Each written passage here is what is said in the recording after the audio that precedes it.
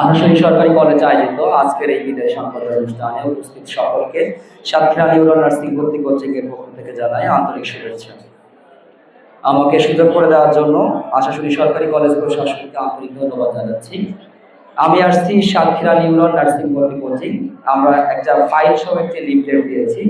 এই লিফলেটের সবচেয়ে গর্বের বিষয়, এখানে 4 জন শিক্ষার্থী এই কলেজ থেকে এবছর চান্স পেয়েছে, যাদের মোবাইল নাম্বার সহ এখানে এন্ট্রি করা আছে। আপনাদের একটা অনুরোধ করি, যে প্রতিষ্ঠানে আপনি পড়তে যান, সেটি যে ভার্সিটি হোক, মেডিকেল হোক, নার্সিং হোক, সবার আগে খোঁজ দিবেন আপনার কলেজ থেকে কে কে চান্স পেয়েছে। তাদের কাছ থেকে নাম্বার সংগ্রহ করেন, তথ্য সংগ্রহ করবেন, তারপরে জেনে বুঝে শহরে পাড়ি জমাবেন। এটি একটি বিশাল বিভ্রান্তির জায়গা, কারণ আমরা গ্রাম থেকে শহরে যখনই উঠি রঙিন মুখে পরিচিত হই, অনেক প্রবলেম ফেস করি। তো আমি অনুরোধ করছি, আমার প্রতিষ্ঠানের নাম সাতক্ষীরা নিউরো, আমি পরিচালক মোহাম্মদ মোস্তাফিজুর রহমান।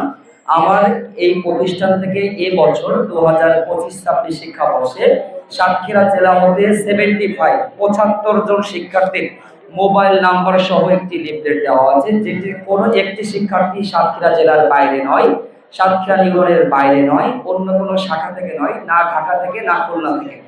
ধন্যবাদ সকলকে, আবারও ধন্যবাদ জানাই আশাশুনি সরকারি কলেজ প্রশাসনকে। ধন্যবাদ। আসসালামু আলাইকুম।